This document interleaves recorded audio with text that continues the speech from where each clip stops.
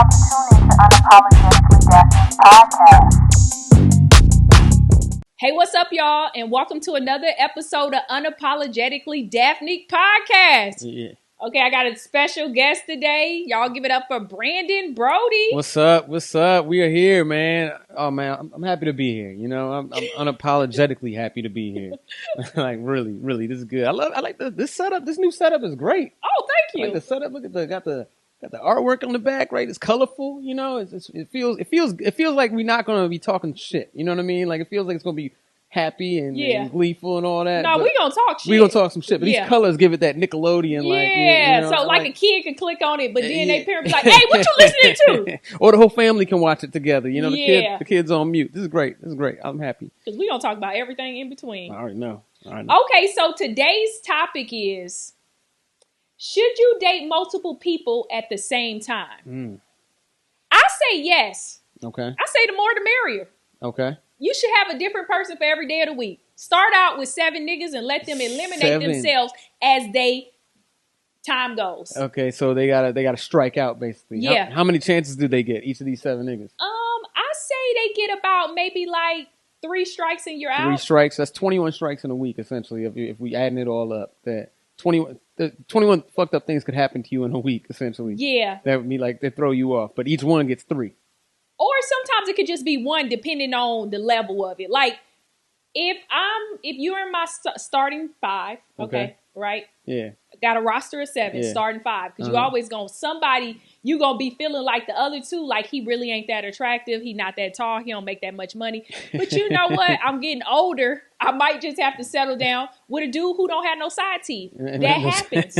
You know what I mean? You got to bench that player. You got to bench him, but he can always move his way up because he's sweet, he's kind-hearted, he's giving. You know what I mean? He remembers things like dates and stuff like that. He asks you about your date. He rubs your feet. He waits to get the coochie. Like he can move up. He's your numbers guy. That's your smart one, your numbers guy. Yeah. Yeah, he's the accountant, I'm gonna say.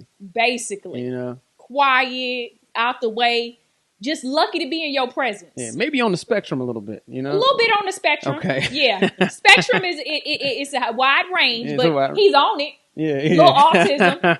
That's why dash. one of his disabilities is that he's able to focus on you. Well, he knows all those dates too. He Yeah. can remember every single date. You know, on February 14th, February 17th, you had your hair a certain way with this color. Yeah, I get it. And he can fight because people with autism can fucking fight. Oh, they got hands. They definitely got hands for no reason. No reason they don't have to ever have been in a fight in their life and they got hands. Yeah, automatic. It's innate. Yeah, it comes with being on the spectrum. Yeah. You automatically just get like bop, bop, bop, bop, bop, like some Mayweather hands. Yeah. So you've dated multiple dudes at the same time before? I never did it, but I want to. Moving forward, I want to. You know what I mean? Yeah. Because I just feel like the problem with dating one person at a time is that you're meeting that person's representative for the first 6 months. Facts. Depending on how good they are at faking it, the first year.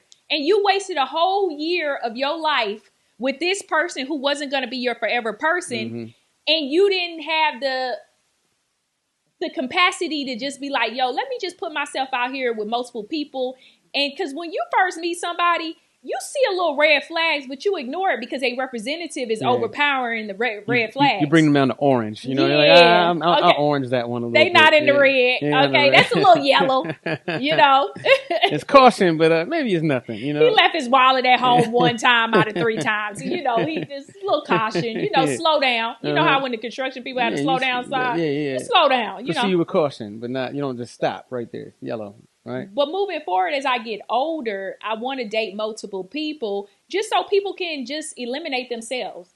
But as I get older, I realize that I have like a shorter temperament for dealing with BS. Your patience. Yeah. You learn too much. You lose patience. Yeah, for sure. Yeah. And you realize you're really happier being single. But societal pressures, you like, yo, I need to be with somebody. Yeah. But like nowadays, if you be like, you want to come over my house? I'm like, yeah, you already striked yourself out. You off the roster. Just when they try to invite you over their house. Yeah, too soon. It's too soon, player. How many dates in do you think it's acceptable for them to, or perhaps if you had a really good first date, an amazing first date, like they gotta meet you outside somewhere first? Is that what you're saying? Absolutely. So meet you outside somewhere first. You hit it off. Then he says, yo, I want you to come through tonight. Are you with that? Hell no. Okay. Date 2.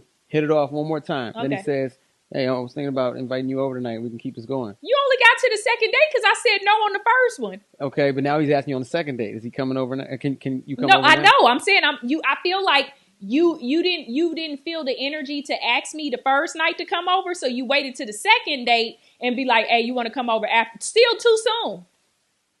All right. How many dates in are you going to be able to finally go over their house? I gotta feel like this is my person. Because a lot of people, I'm just gonna be bullshit. They in the friend zone, so I'm really never gonna really go over your house if it's ever involving you like touching me. So I would say at least like 5 dates you can tell. 5 because dates. you're talking on the phone and texting in between. Okay, sure. You're getting to know them, so it's not that crazy. Yeah, it's not that crazy. And then also like when you get to see like someone's real place on FaceTime and see all that, you can kind of get an idea. Like, okay, this don't look too suspicious. I don't see no dead bodies in their freezer when they open it up. Like you can feel a little more comfortable. They not white, so I ain't got to worry about a Jeffrey Dahmer. But which is crazy, the most prolific serial killer of all time was actually Samuel Little, a black man. Did you know that? I didn't know that. Yeah, he killed the most women and got away with the most murders and for the longest period of time. Black people be doing it, man. I see y'all. One thing about black people, we are good at everything. They good at everything, okay? man. Hockey, killing. Talking hockey, we coming through. You know, basketball used to be all white. Football used to be all white. Baseball used to be all white. Niggas gonna come through and take over. We done took over golf. Yeah, but shit, did we take over golf? Because Tiger Woods. Tiger Woods don't really consider himself black. Well, I mean, yes, he is because he had a white woman when he got on. Yeah. Oh, so that is like the standard. That's standard a black athlete. You know what I mean? That's he's black. Yeah, he's way blacker than he know. Yeah, he's way blacker. As far as me, like, let's see, I the same thing. Getting older makes you realize that you absolutely need to date multiple people at the same time because unfortunately the way this game is gone, when you're putting way too much, and this is coming from a male perspective, when you're putting way too much energy in one woman, that woman's going to get dried up. She gets like, oh, this dude's thirsty. He's just way too on me. Having multiple women makes it so that you have better time management. So you can't just spend all that time focused on one woman. And it's too much concentrated energy. I know you don't like hearing that, but it's the truth. Because if I had, like, let's say I was talking to you, right? And I hit you up at 7 o'clock, 8 o'clock, 9 o'clock, 10 o'clock.